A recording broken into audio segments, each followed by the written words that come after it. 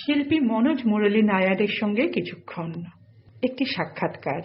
আকাশবাণী মৈত্রী সংবাদের পক্ষ থেকে শিল্পীর সঙ্গে কথা বলেছেন প্রতীতি ঘোষ। হাটের ধুলা শয়না শয়না শয়না যে কাতুর করে প্রাণ হাটের ধুলা শয়না শয়না শয়না যে। মনোজদা, তোমায় আকাশবাণী মৈত্রীতে স্বাগত।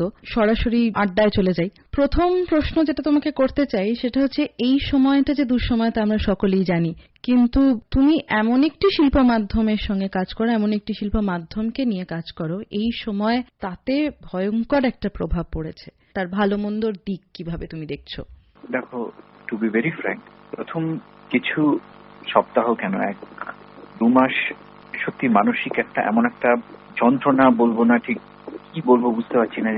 কারণ এই ধরনের একটা সিচুয়েশন আসবে এটা জীবদ্দশায় কখনো ভাবিনি, তার জন্য প্রস্তুত ছিলাম না। তো মানসিকভাবে একটা অদ্ভুত রকমের একটা অনিশ্চয়তা এবং তার সঙ্গে আনুষঙ্গিক যা যা কিছু হতে পারে, শরীর মন সমস্ত কিছুই প্রায় ভেঙে পড়ার মতনই অবস্থা ছিল। তবে এর প্রভাবটা কাটিয়ে ওঠাটা একটা খুব বড় অধ্যায় বলা যায় এই জীবনে।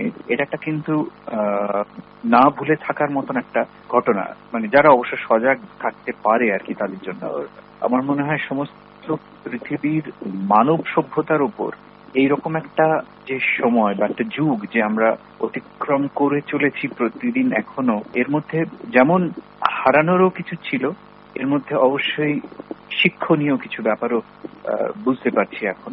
আমি তো সব জিনিসটাকে ওইভাবেই দেখি, মানে দেখার চেষ্টা করি, কারণ স্তব্ধ হয়ে যাবার মধ্যেও ভেতরে একটা গতি কাজ করেছে। বাইরের জীবন স্তব্ধ হয়েছে ঠিকই, কিন্তু ভেতরে ভেতরে যে চলা সেটা কিন্তু অবিরত ঘুরেই চলেছিল, নানান দিকে, নানান স্রোতে, নানান পথে। এটা বেশ মজার একটা বিষয় আর কি। তুমি বলতে চাইছো যে সমস্ত নেতিবাচক ভাবনার মধ্যেও একটা বেঁচে থাকার আনন্দ লুকিয়ে থাকে সবসময়। একদমই ঠিক, মানে এতটা নেতিবাচক যে যেখানে সমগ্র বললাম মানব সভ্যতা, মানে শুধু মানুষেরাই স্তব্ধ হয়ে গেল, যে মানুষ সারা মানে সমস্ত সৃষ্টির মধ্যে নিজেদের শ্রেষ্ঠত্ব প্রমাণের প্রতিদিন তাদের লড়াই, মানুষেরাই স্তব্ধ হয়ে গেল। বাকি পৃথিবীর সমস্ত কিছুই তার নিজের ছন্দে, পৃথিবী কেন সমস্ত বিশ্ব ব্রহ্মাণ্ড তাদের নিজেদের ছন্দে চলতে থাকলো, শুধু মানুষ কিছুক্ষণ থমকে গেল। তো এই বিষয়টা এটা মনে হয় যে একটা দম্ভ আমাদের প্রত্যেকের, সেটা চূর্ণ হলো। এটা ব্যক্তিগত মত। তোমার কথাতেই আসি, সভ্য হতে মাসুল দিতে লাগে। তো আমরা যখন মাসুল দিই এবং আমরা যখন পরতে পরতে বুঝতে পারি যে আমাদের সামনে আয়নাটা ভেঙে চুরমার হয়ে যাচ্ছে, আমাদের অতটাও অহমিকার কোনো জায়গা একেবারেই নেই, অতটা কেন, কোনো অহমিকার জায়গায় কখনোই কোথাও নেই। তো এই যে দীর্ঘ লকডাউনে আমরা যে আয়নার সামনে দাঁড়ালাম এবং এমন একটা সময় যেখানে সত্যি বাড়ি থেকেও বেরোনো যাচ্ছে না, সেই সময় নিজেকে যে সময় আমরা দিতে পারলাম এবং তুমিও যে সময় দিলে, সেখানে কি তোমার যে যাপন, অর্থাৎ গান নিয়ে থাকা বা রবীন্দ্রনাথকে নিয়ে থাকা বা একটা অন্যরকম সংস্কৃতির সঙ্গে বসবাস করা, সেইটা তো নিশ্চয়ই একটা উত্তরণ হলো বা তার ভেতর তো একটা বোধ তৈরি হলো। একদমই তাই। এই যে বোধ তৈরি হওয়া, আমরা এই বাহ্যিক গতির মধ্যে আমাদের নিজেদের আসল সত্তাটাকে আমরা হারিয়ে ফেলি, মানে উইচ ইজ ভেরি ট্রু।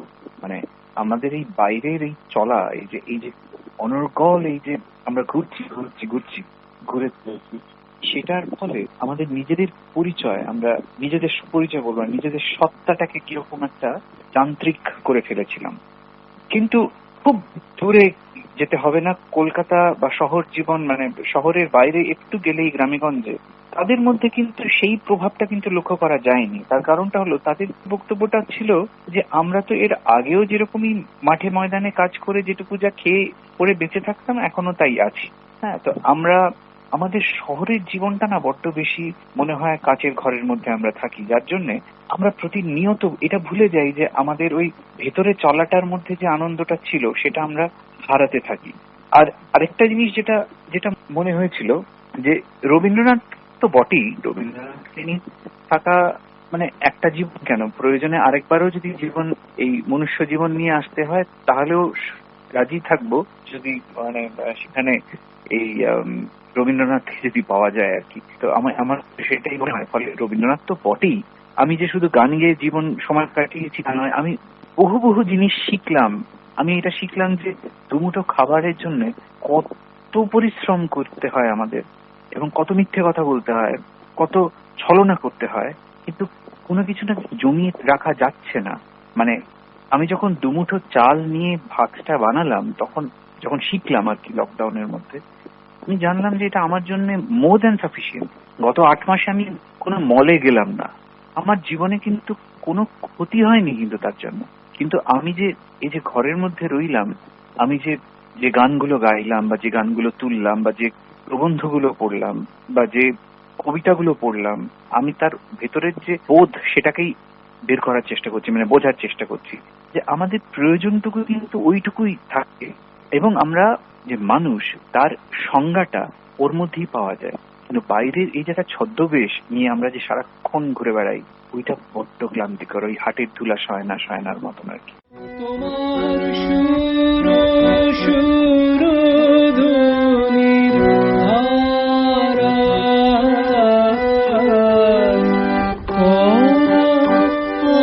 আমায় স্নান খাওয়ায়, হাতের ধুলা শয়না শয়না শয়না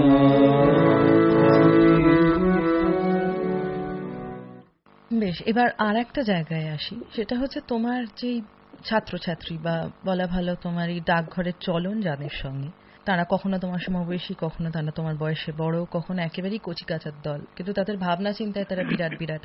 কিন্তু এই যে একটা ভার্চুয়াল ক্লাস তৈরি হলো, আমরা বলছি সোশ্যাল ডিস্টেন্সিং, আসলে সামাজিক দূরত্ব হয় না, আমরা শারীরিক একটা দূরত্ব করতে পারি, সমাজের সঙ্গে তো দূরত্ব করা সম্ভব নয়।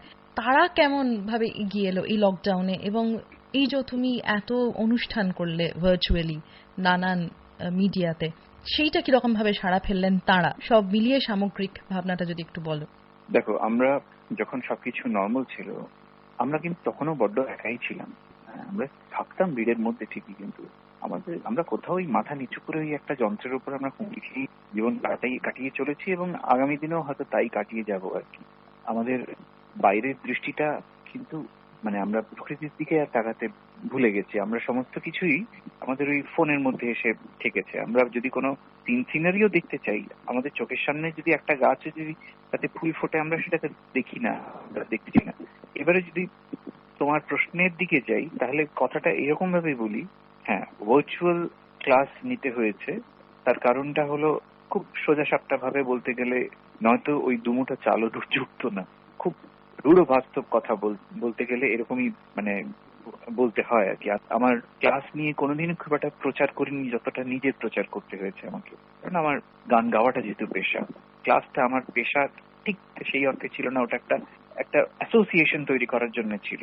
তো স্বাভাবিকভাবেই আমাদের যে উৎসব অনুষ্ঠান যেগুলো আমরা সচরাচর করে থাকি, গত বছরও করেছিলাম, যেমন বৃক্ষরোপণ, বর্ষামঙ্গল, শারদ উৎসব, নানান ধরনের, তারপর আরো কিছু রবি বাসর, আমরা একটা প্রত্যেক সপ্তাহে 3 দিন করে আমরা রবীন্দ্রনাথ একটু একটু চর্চা করার চেষ্টা করতাম। সেখানে নতুন প্রজন্মের ছেলেমেয়েরা গান এবারে গাইলেও, মানে এই ভার্চুয়াল মাধ্যমে, এগুলোকে সমস্ত কিছুই আমরা এখনকার মতন করে প্ল্যান করে আমরা সেটাকে ডিজিটাল প্ল্যাটফর্মে আনার চেষ্টা করলাম। এবং তাতে যে খুব একটা খারাপ হয়েছে তা নয়, খুব একটা যে খারাপ রেসপন্স পেয়েছি তাও নয়। ইনফ্যাক্ট আমি বলবো যে অনেক বেশি লোকজনের কাছে পৌঁছতে পেরেছি। এই যে নতুন প্রজন্মের শিল্পীরা যখন গাইছে, তাদের গান যখন সোশ্যাল মিডিয়ামে পৌঁছচ্ছে, ডিজিটাল মাধ্যমে পৌঁছচ্ছে, সেখানে সারা পৃথিবীর মানুষ, নানান প্রান্তের মানুষ বসে শুনতে পাচ্ছেন। অবশ্যই সেটার একটা ভালো দিক আছে, কিন্তু এট দ্য সেম টাইম এটাও ঠিক, সোশ্যাল ডিস্টেন্সিং আসার ফলে সোশ্যাল মিডিয়ায়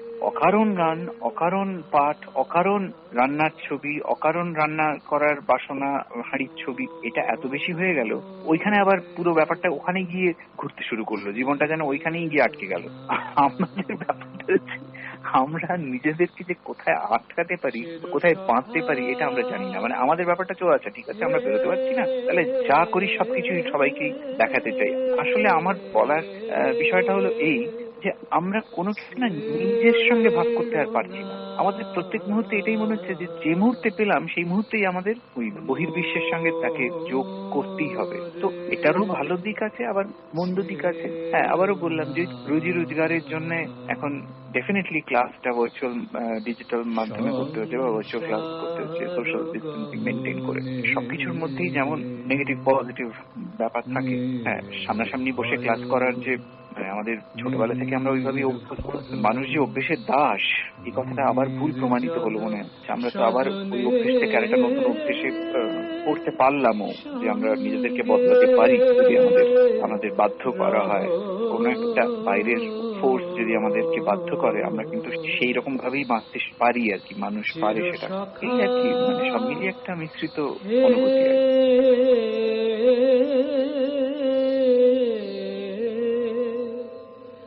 ছেড়ো না